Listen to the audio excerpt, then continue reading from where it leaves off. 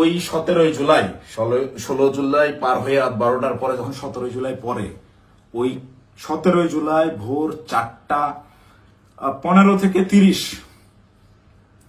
এই 15 মিনিট সময় কিংবা 4:10 থেকে 4:30 এই 20 মিনিট বা আমি যদি আরো 10 মিনিট বাড়াই 4:10 থেকে 4:40 পর্যন্ত 30 মিনিট আমি বললাম, এই 30 মিনিটের ওই যে গুলশান 2 মোড় পার হয়ে যেই 5 স্টার হোটেলটা ওয়েস্টিন ইন্টারন্যাশনাল যে হোটেলটা, এই ওয়েস্টিনের নিচে সাদা সিএফ মোটো বাইকে হেলমেট লাগানো অবস্থায় আমার সাথে কথা বলতেছিলেন একজন উপদেষ্টা। সেই উপদেষ্টা ছিলেন আসিফ মাহমুদ সজীব ভুইয়া।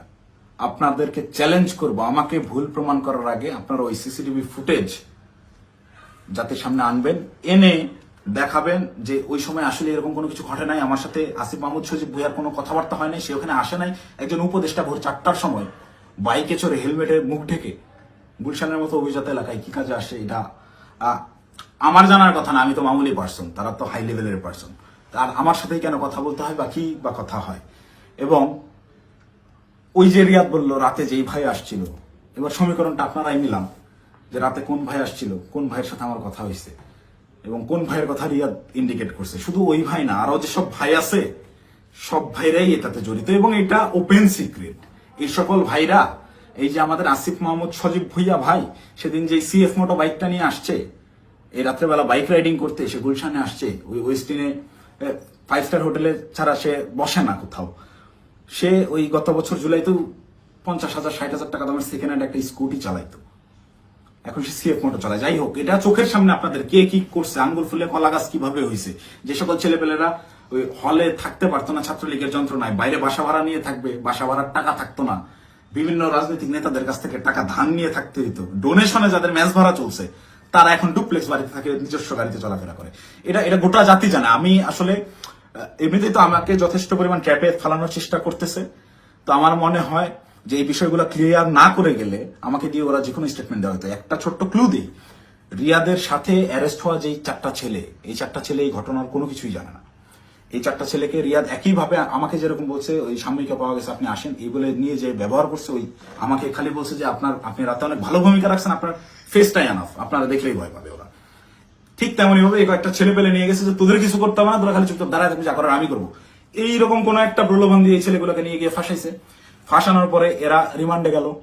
এরা কেউ হত্যা করছে ভাই, 10 দিনের রিমান্ড কেন লাগবে? 10 দিনের রিমান্ড এই কারণেই চাওয়া হয়েছে বা 7 দিনের রিমান্ড এই কারণেই দেওয়া হয়েছে যে ঠিক ততক্ষণ পর্যন্ত এদেরকে জিজ্ঞাসাবাদ করা হবে যতক্ষণ পর্যন্ত এরা তাদের দেওয়া স্ক্রিপ্টেড দেওয়া বক্তব্য নিজেরা প্রকাশ না করতেছে। ভাই এই একটা চাঁদাবাজি সিসিটিভি ফুটেজ সব আছে, এইটার তদন্ত করতে 7 দিনের রিমান্ড লাগে না, এটা বুঝতে রকেট সায়েন্স লাগে না। এখন ওই ছেলেগুলা যারা চাঁদাবাজিতে মানে গোটা ঘটনার সাথে কোনোভাবেই কানেক্টেড না, এই ছেলেগুলা আমি নিউজ দেখলাম প্রাথমিকভাবে স্বীকার করে নিচ্ছে চাঁদাবাজিতে জড়িত থাকার কথা। তারা জড়িত না থেকেও জড়িত থাকার কথা স্বীকার করে নিচ্ছে। মানে এদের উপরে কি পরিমাণ চাপ আসছে হিসাব করে দেখেন, আপনারা ভেবে দেখেন। তো আমার মাথায় এইটাই ঘুরতেছে যে আমাকে ধরার পরে আমাকে কি পরিমাণ চাপ প্রয়োগ করবে, আমাকে কি নাকি বলাবে। তো এইসব কি নাকি বলা, ওদের ওইসব প্যাচের মধ্যে আমি আর নাই। আমি সত্যটা বলে গেলাম, এখন যদি আমাকে গুম করে, আমাকে খুন করে, যাই করুক, আমি ভিডিওতে যা বলে গেলাম এটা শতভাগ সত্য, আমি দায়িত্ব নিয়ে বলতেছি।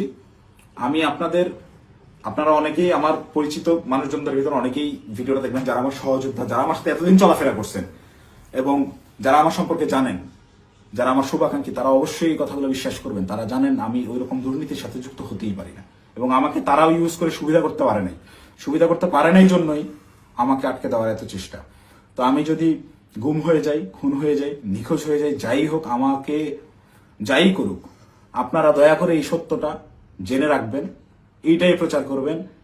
অপু চাঁদাবাজ ছিল না এবং জুলাইকে বিক্রি করে চাঁদাবাজি যারা করতেছে, যারা ধনী হয়েছে, ফকিরের পোলারা কোটিপতি হয়েছে, তাদের বিরুদ্ধে আওয়াজ তুলতে গিয়ে অপু নিজেই চাঁদাবাজ হয়ে গেছে, ষড়যন্ত্রের শিকার হয়ে। ভাই আমি যদি চাঁদাবাজি করতাম, ভাই এই 1 মাস আগে আমার ইউনিভার্সিটিতে আমার সেমিস্টার ফাইনাল পরীক্ষা গেল, মাত্র 60 থেকে 70,000 টাকার মতো আমার ডিউ ছিল। এই 60-70,000 টাকা আমি দিতে পারিনি, এই জন্য পরীক্ষা দিতে পারিনি। আমি এনসিপির পদযাত্রায় গেলাম 5 তারিখে পদযাত্রা আমার জেলায় ছিল, আমি 4 তারিখে গেছি। আত্মীয় স্বজন, বাসার ফ্যামিলি মেম্বার সবাই জানে যে আমি আমার জেলায় সমাবেশ, এই কারণে আমি পরীক্ষা দিচ্ছি না। আসলে আমি টাকার অভাবে পরীক্ষা দিইনি। আপনার ইউনিভার্সিটিতে খোঁজ নিয়ে দেখেন, আমার পোর্টালে গিয়ে দেখেন আমার ডিউ কত টাকা। আমি রেজিস্ট্রার স্যারকে মেইল করছিলাম যে স্যার আমাকে পরীক্ষা দেওয়ার পারমিশন দেওয়া যায় কিনা। তারা আমাকে পরীক্ষা দেওয়ার পারমিশন দেয় নাই ডিউ রেখে। আমি এনসিপির সমাবেশে যাই 4 তারিখ, আমার বউয়ের কাছ থেকে 4,000 টাকা ধার নিয়ে যাই, এবং ওই টাকা শেষ হওয়ার পরে আরেক ফ্রেন্ডের কাছ থেকে 2,000 টাকা ধার আনি। এভাবে ধার দেনা করে চলা লোক আমি। আমি যদি চাঁদাবাজি করতাম, ওদের মতো কোটি কোটি টাকার মালিকই হইতাম, ওদের সাথে লিয়াজু করে এইসব করতাম, আমাকে এত কষ্ট দিন যাপন করতে হইতো না। তো আমাকে চাঁদাবাজের যে নাটক করে আমাকে চাঁদাবাজ বানায় ভিলেন বানানো হইলো, এদের জন্য, এদের সাথে থেকে জুলাই এইরকম সংগ্রাম করছি, মানে আমার মাথায় খেলে না। আমি জুলাইতে, আপনারা যারা আমাকে আগে থেকে চেনেন তারা দেখছেন কিভাবে আমি একদম মুমূর্ষ অবস্থায় হাসপাতালে 13 দিন 14 দিন করেছিলাম। 30% 40% রিকভার করছি।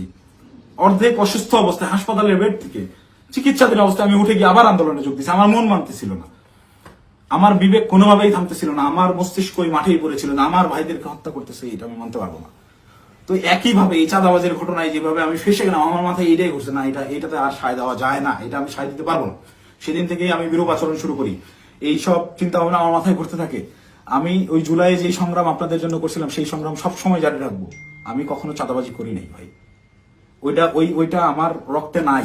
আমার মায়ের ফোন গত 8 দিন ধরে আমি ধরার সাহস করি না। আমার মামাকে কন্টিনিউয়াসলি ফোন দিয়ে যাচ্ছে। আমার আম্মা আমাকে ওই শিক্ষা দেয় না, আমার বাবা আমাকে ওই শিক্ষা দেয় না। আমি মার ফোন ধরে যে হ্যালো বলবো, এই হ্যালো বলার সাহস আমি করতে পারিনি এখন পর্যন্ত। আম্মুকে আমি হ্যালো বলার পরে উত্তরটা কি দিব? আমাকে আপনারা চাঁদাবাজ বানায় দিলেন ভাই। আমার মাথায় গেল। আমার ওয়াইফ আমাকে ফোন দিয়ে বলতেছে যে আমার হাজবেন্ড চাঁদাবাজি করে, এটা আমাকে দেখতে হইলো। এটা দেখার আগে আমি আত্মহত্যা কেন করলাম না, আমার মৃত্যু কেন হলো না? তুমি দয়া করে এই মুখটা তোমার আমাকে আর দেখাইবা। আমি আমার ওয়াইফের ফোন এখন পর্যন্ত আর ধরার সাহস করি না, ওই যে ফোনটা কাটছি। মানে আমার জীবনটাকে এইভাবে কি, যেই লোকজন আমাকে নিয়ে গর্ব করতো, আমার যেসব আত্মীয় স্বজন ভাই ব্রাদার যারাই ছিল, যারা গর্ব করতো আমাকে দিয়ে, তারা দেখে আমাকে নিয়ে উল্টাপাল্টা লিখতেছে ফেসবুকে। যে সকল লোকজন বিভিন্ন রকম কাগজপত্র, অমুকের মামা, তমুকের খালা, অমুকের বউ, এরে ট্রান্সফার, ওরে প্রমোশন, আমার বাসায় বা কমপক্ষে 100 জন বিশেষ ক্যাডারের সিভি বইরা আছে, যারা আমার পিছে পিছে ঘুরছে, এই কাজ করে দেবো, ওই কাজ করে দেবো। এইসব লোকজন কোটি কোটি টাকার অফার, এগুলো কাজ আমি করি নাই জীবনে, করে সচিবালয় গিয়ে তদবির করি নাই। এদের কোনো প্রবলেম না। আমার এগুলো আমি বলে রেখে যান, দেখা যাবে হোয়াটসঅ্যাপে মেসেজ, ভাই দেখতেছি, পরের দিন থেকে আমি ইগনোর করি রীতিমতো। আমাকে কোনো প্রলোভনে এরা কেউই ফেলতে পারেনি। কিন্তু আপনাকে ভাষা মানে চাঁদাবাজ আপনাকে বানাবে কেন? চাঁদাবাজ বানাবে কেন? এই যে আমাকে ঘটনাটাই সিস্টেমেটিক্যালি রিয়াদ আমাকে ইনভলভ করে ফেললো। রিয়াদ তো আর জানতো না যে আমি এইভাবে রিয়াক্ট করে ফেলবো।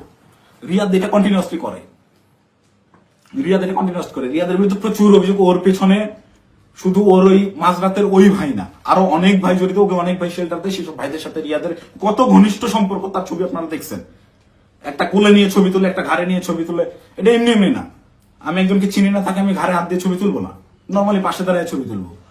হ্যাঁ, ব্যাপার আছে অনেক। ছবি তোলার ধরন, কথাবার্তার ধরন, আই কন্ট্যাক্ট, ওইগুলো থেকে বোঝা যায় কার সাথে কিরকম সম্পর্ক। ফাইনালি এই যে আটকের যে নাটকটা, ভাই দেশে কত কি হয়ে যাচ্ছে। এই সামান্য 10 লাখ টাকার জন্য এত বড় নাটক, এই 4 দিন 5 দিন ধরে মিডিয়ায় এই আর এই, এটা এমনি এমনি না ভাই। এখানে পেছনে রাঘব বলদেরকে ঢাকার জন্য এই চুনোপুটিদেরকে বলির পাঠা বানানো হয়েছে। এদেরকে আমি হলপ করে বলতে পারি, আমি যতদিন অ্যারেস্ট না হচ্ছি, এই ঘটনায় আমার উপর দোষ চাপানো না হবে, ততক্ষণ পর্যন্ত মিডিয়ার ট্রায়াল থামবে না। যদি আমি এই ভিডিওটা না দিতাম, আমাকে ধরে নিয়ে ভিলেন হিসাবে বানাই দিয়ে গোটা ঘটনা ধামাচাপা দিয়ে দিত। বাট সামহাও আল্লাহ চাইছেন আমি ওই দিন ওখানে যাই নাই, এবং আমি না যাওয়ার কারণটাও এই সত্যটা জেনে যাওয়া। আমি যখন এই সত্যটা জানছি, তখন থেকেই আমার বিবেকের তাড়নায় আমি একরকম, আমার মাথা পাগল হয়ে গেছিল। একবার আমার আত্মহত্যার সিদ্ধান্ত নিচ্ছিলাম, একবার কি করবো ভেবে পাচ্ছিলাম যে আমি কোথায় এসে পড়লাম। এরা আমাদেরকে দিয়ে, এরা আমাদের ছাত্রদেরকে ইউজ করে এইভাবে মব ক্রিয়েট করে চাঁদাবাজি করতেছে। আরে ভাই, এই ছাত্রদের রক্তের উপরে যারা এরা উপদেষ্টা হয়েছে, মানে নর্মাল থিঙ্কিং করেন। আপনি যখন এটা ভাববেন, আপনি ওই দিনগুলো যখন স্মরণ করবেন, আপনার চোখের সামনে একজন গুলি গেছে, রাস্তায় রক্ত পড়ে আছে, রক্তটা আপনার চোখের সামনে ভাসতেছে। এই রক্তের উপর দাঁড়িয়ে থাকা একজন লোক যখন এই রক্ত যারা ঝরাইছে, সেই সকল ছাত্রদেরকেই আবারও ইউজ করে স্বার্থ হাসিল করতেছে। আমি তো মিথ্যা কথা বলতেছি না। খোঁজ করেন, চোখের সামনে দেখতে পাচ্ছেন কারা কারা ধনী হয়ে গেছে, কিভাবে রাতারাতি ফকির নির্মূলা কোটিপতি হয়েছে, এটা ওপেন সিক্রেট। এবং এদের এইসব টাকা পয়সা আসছে থেকে এইভাবেই প্রত্যেকটা গ্রুপ, এই যে মোহাম্মদপুর থানায় আহ্বায়ক গ্রেফতার হইল, মোহাম্মদপুর থানার মতো একটা ছোট্ট একটা থানার একটা বৈষম্যবিরোধী ছাত্র আন্দোলনের আহ্বায়ক, যে ভোলা থেকে উঠে আসছে একটা ছেলে, সবাই মাত্র পলিটেকনিক পাশ করে আসছে, অনার্সে ভর্তি হয়েছে, বিএসসি করতে ভর্তি হয়েছে, এই ছেলে ঢাকা ইউনিভার্সিটিতে পড়ুয়া স্টুডেন্টের কাছে 1 কোটি টাকা চাঁদা চাচ্ছে। আবার সেই ছেলে পেলে মব ক্রিয়েট করতে গিয়ে ধানমন্ডি থানা ধরা খাইলো, তাদেরকে ছাড়াই আনলো কে? আব্দুল হান্নান মাসুদের মতো এত বড় ফিগার। আব্দুল হান্নান মাসুদ তো এখন ইন্টারন্যাশনাল নেতা হয়ে গেছে। সে একটা সেদিন একটা ইসে দেখলাম, সে বলছে আমাকে দেশের সবাই চিনে, ইন্টারন্যাশনাল নেতারাও চিনে, সে ইন্টারন্যাশনাল নেতা হয়ে গেছে। তো এই ইন্টারন্যাশনাল নেতা ওই রকম লোকজনদেরকে ছাড়াইতে থানায় যায়, কেন যায়? ওই রাব্বি নাম ছিল ছেলেটার, মোহাম্মদপুরের রাব্বি, ওই রাব্বি যদি কট খায় ওই জায়গায়, আব্দুল হান্নান মাসুদের নামটা ফ্ল্যাশ হয়ে যায়। At any how Abdul Hannan মাসুদকে, ওই রাব্বিকে সেভ করতেই হবে, কিচ্ছু করার নাই। সে মিডিয়ার সামনে ওই জায়গায় তোপের মুখে পড়ছে হান্নান মাসুদ, তাও রাব্বিকে ছেড়ে আসে নাই, পুলিশের সাথে নেগোসিয়েশন করে নিয়েই আসছে রাব্বিকে তারা ছাড়বে না। কিন্তু এই ঘটনাটাই আমি তো ধরা ছোঁয়ার বাইরে ছিলাম, রিয়াদকে তারা সেভ দিলেও আমি তো বাইরে ছিলাম, যে কোনো মুহূর্তে ফাঁস করতে পারি। এই ভয়ের জায়গা থেকে রিয়াদকেও আর বাঁচায় নাই, যে দুইটাকেই আটকাতে হবে। আমাকে ধরার জন্য সর্বোচ্চ চেষ্টা করতেছে। আমি কতক্ষণ বাইরে থাকবো, কতক্ষণ টিকে থাকবো আমি জানি না, যে কোনো সময় আমার যে কোনো কিছু হয়ে যেতে পারে। তো আমি গোটা জাতির কাছে সত্যটা বলে গেলাম, এবং সেই দিন সিদ্ধান্তহীনতায় হোক কিংবা লোভের বশবর্তী হয়ে হোক, আমি যে ভুল কাজটা করে ফেলছি, রিয়াদের প্ররোচনায় পড়ে ওই জায়গায় বাসায় ওনাদের দেওয়া ওই টাকাটা হাতে নিয়েছি, এইটার জন্য আমি গোটা দেশবাসীর কাছে ক্ষমা প্রার্থী, এবং আমি আমার দোষ স্বীকার করে নিচ্ছি।